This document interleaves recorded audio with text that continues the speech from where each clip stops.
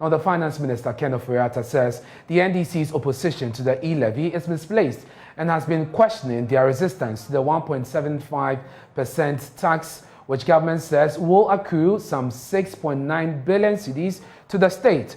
The NDC minority in Parliament have been at the forefront of the opposition to the tax measure, with a section of Ghanaians also kicking against it. As part of government's strategy to rally support for the policy, it held a second town hall in the Western region where Kenneth Ofori-Atta and other government officials have been speaking.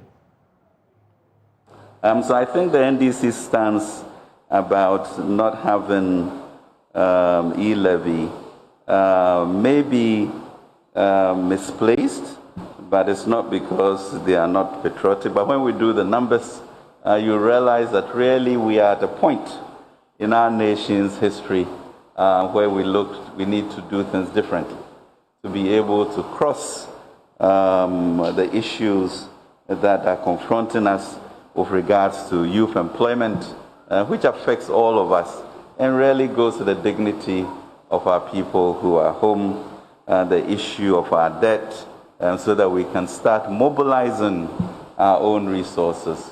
But to be able to do that is to ensure that all of us contribute. I mean, the argument could be killed immediately if you say that right now, as Madam Central Region mentioned, that we have only 2.4 million people contributing taxes for the whole nation of 30.8 million. Now that can't be right, we know that. So even for this year's budget, for example, and this is for Keck to tell his people, that if there are 21 million mobile money subscribers, so you begin to ask, what the resistance is. Now, according to the Finance Minister, the value of mobile money and other electronic transactions keep going up exponentially, and it's necessary for government to get its fair share of the revenue. He's daring the NDC to provide alternatives. And then you ask us why we are bringing that. And you see that, the world is changing. It's changing tremendously. Whether for e-commerce, and virtual business, it's now becoming the order of the day. So, for example, we had 78 billion cedis of transfers in 2016. In 2021, the year we've just left, it was 953 billion, meaning it's going to go to the trillions. And you are beginning to see how the economy is shifting. So in the same way in which we abolished certain nuisance taxes because they were not relevant and we needed people to be energized. Also the realization that the economy is shifting. And if it is shifting, then when do we get a head start at it to begin to understand that business and also therefore to be able to raise the revenue required, because you can see 78 billion moving to 953 billion and you can see the trillions coming. And the opportunity therefore with digitalization to also then move to all of us being a part of it, and this sense that, this is pernicious, etc., etc. You then ask your opposition people exactly where we are going to get this type of resources, in an economy that is growing, that is getting modern, that certain things must be needed so that the dignity of all of us is enhanced. Speaking at the town hall, Deputy Minister for Energy Agyapa Mercer ruled out government seeking IMF support. Some economists have asked government to go to the IMF, but Agyapa Mercer says the conditionalities at the IMF are too stringent.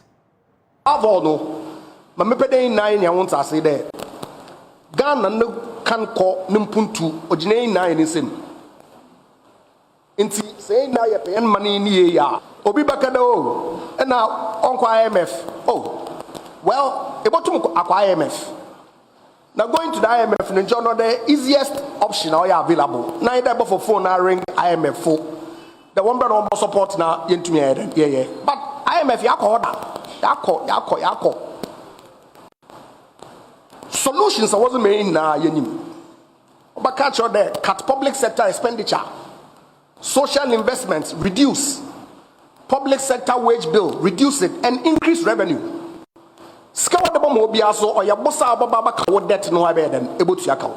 And see, if you know all these, now one kasa able to initiate policy internally to ensure that encore IMF, but able raise revenue in-house. And whilst doing that, to make sure that revenue be introduced and our measure be introduced, no, able take care of the vulnerable. Now, and one who uncle one now a way to provide social support for the good people of this country. Agyapa Mercer also argued that the e-levy is very necessary due to the precarious nature of government finances. He cited the effect of the banking sector crisis as reason government cannot keep borrowing. Minister of Information Keno, Century Chia Waha Yabri, Tia. Of them, the Aina in Masama revenue measure abandoned through the Minister of Finance, announcing the 2022 budget statement. What is in e-levy? There's some misinformation, some propaganda, some political twist. No engage citizenry, no explain the policy nature one, and sana we implement. But this time around, no, particularly on the minority side, they took a certain position. In the first place, was it one approve policy in crap no? Okotubori say ya approve budget, ya approve estimates, ya pass appropriation. The enabling legislation, Obama Finance Minister, walk out the way to raise revenue. Now I expend them expenditure items a parliament will approve no. It was one approve. It's not being here the finance minister under the direction of cabinet. Obaba Pro now looking for myself as member of parliament for Sekuni, minimum Sekuni for your needs, minimum Western region for your development needs. Any na ya pekwan yen Sekuni market yen predendent yen roads yen schools. Expansion. No one can win now. Let's go to the phone lines and speak to Deputy Ranking Member on the Finance Committee of Parliament, Honorable Isaac Adonko. Mr. Adonko, the Finance Minister says your opposition to the e-levy is misplaced. How do you respond to this? Well, I think the Finance Minister is very confused, and I can forgive him. This is a minister who has run this country and the economy into a mess, into a ditch. This is a man who was not fit for purpose as a finance minister, but somehow he became a finance minister without the capacity to deal with the complexities of managing the economy of the country. Running a business is completely different from running an economy, and he's demonstrated over the years that he simply does not even understand the complexities of managing this economy. Mr. Adonko, that is strange because, but for COVID, I think that we're doing pretty well. The figures started declining when we entered COVID and when the borrowing started. And so it's pretty curious that you say that he failed at managing the economy. I wish you had pointed the specific figures that were looking good. Before COVID, the country was spending 91% of tax revenues to service public debt. Is that what you said was looking good?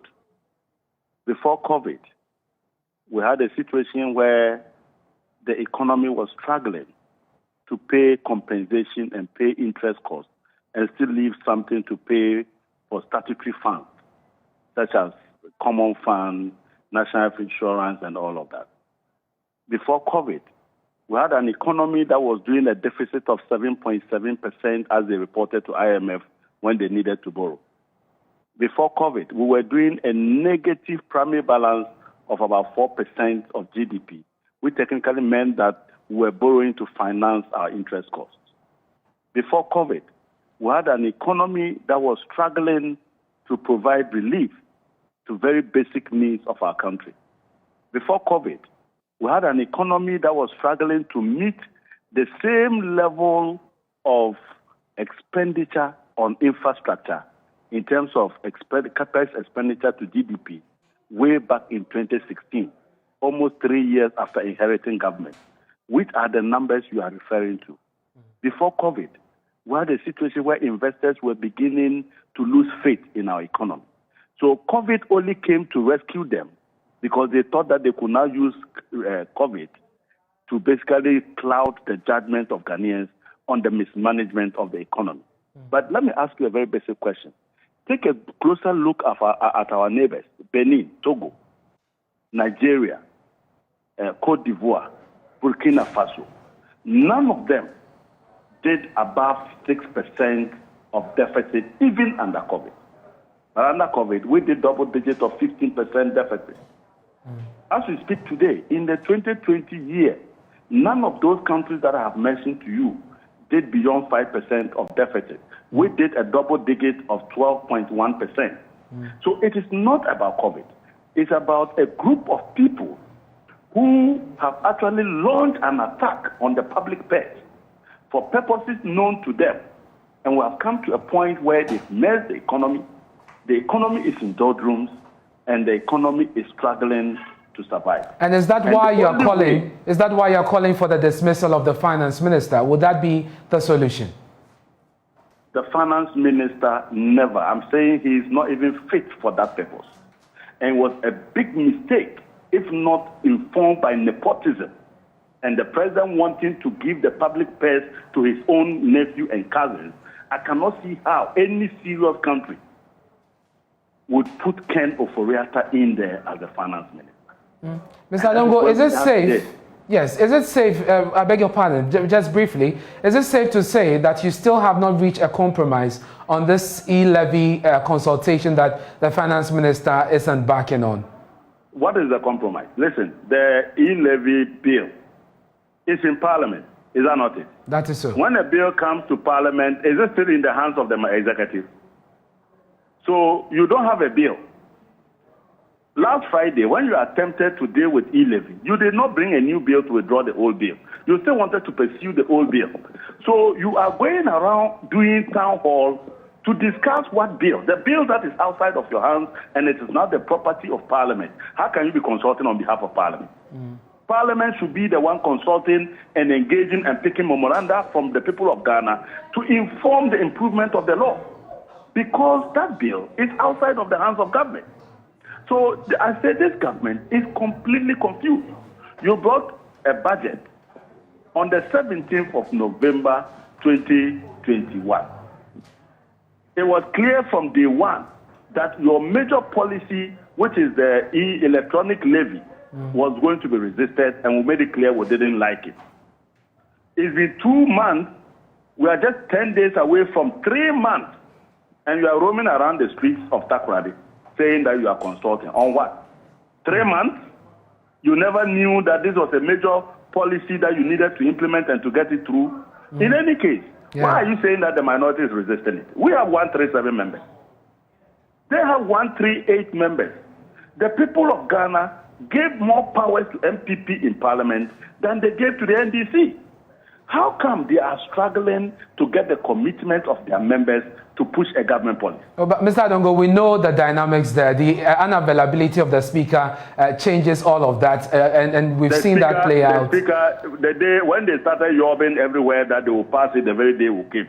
The speaker was here on the first day that will resume. He sat through to Friday. What prevented them from coming to do the business of government? Well, and at the moment, the most important business of government is e-policy, e-levy.